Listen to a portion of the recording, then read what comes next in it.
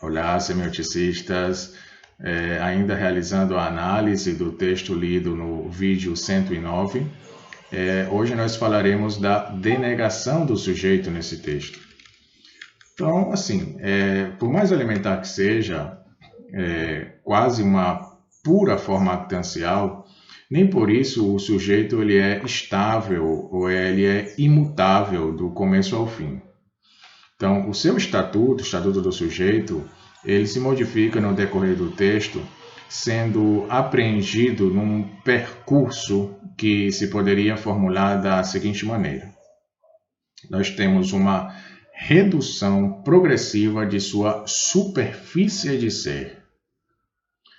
Então, sob um ponto de vista teórico, o actante sujeito, ele é primeiramente produzido pelas relações juntivas nas quais se insere e que lhe dão sentido e que lhe dão também valor e que lhe dão existência.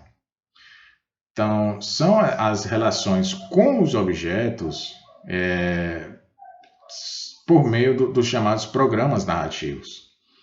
Mas o sujeito, ele também é produto de sua história, ou seja, seus programas realizados são sua memória narrativa e formam a base de sua competência posterior, convertendo-se assim de uma forma ou de outra em programas de uso para outros projetos.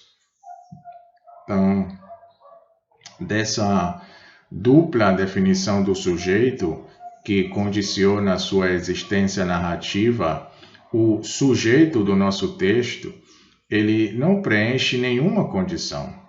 Ele está privado de toda junção com os objetos e não conserva qualquer memória. Mesmo negativa ou parcial, ele não conserva qualquer memória de seus programas ou tentativas de programas anteriores.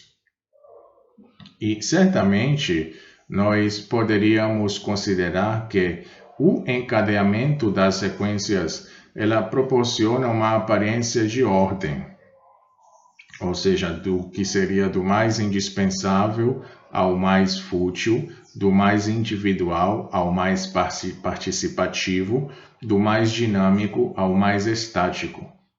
Por fim, da vida à morte. E, na realidade, a série é, sobretudo, paratáxica. Ou seja, não há nenhum liame lógico, nenhuma hierarquia entre os programas sucessivos. E, privado de junção e privado de memória, o sujeito ele reduz, assim, progressivamente o seu espaço de significação e, portanto, o seu espaço existencial. Então, o último programa confirma essa situação. Ou seja, o sujeito da história chega de negação em negação, de negação em negação, a, no final do texto, dizer querer nada. Mas nada, considerado como semema, seria realmente nada? Ou seja, é óbvio que não, né?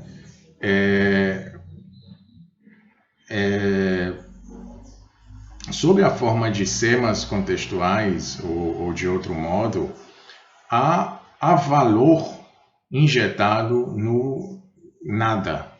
E nós podemos até mesmo afirmar a preeminência do valor sobre o objeto. E dessa forma, o objeto nada não é um nada visto que ele está investido de valor, né? E ainda que seja um valor tímico, ou seja, da ordem do afetivo elementar, ainda que seja negativo no caso da disforia, da infeliz situação, enfim,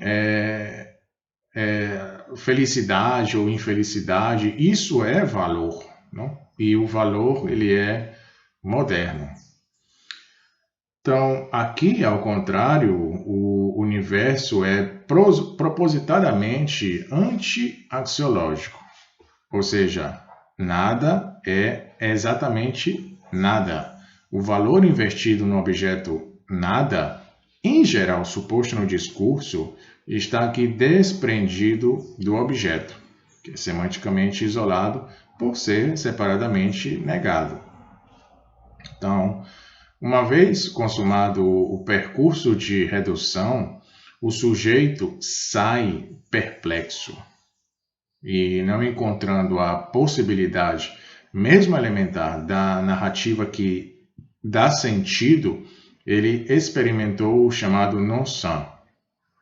Ou seja, ele estava perplexo quando se diz que está acometido por uma espécie de inércia mental. E aqui nós temos a dicotomia inércia versus progresso.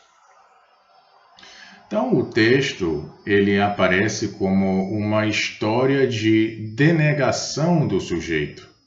E assim, reflexão indireta sobre o que constitui o núcleo da narratividade, ao mesmo tempo confirmando seus fundamentos. Esse monólogo de Cross, que nós vimos no vídeo 109, ele é também mais amplamente uma perturbadora e irônica reflexão sobre a linguagem.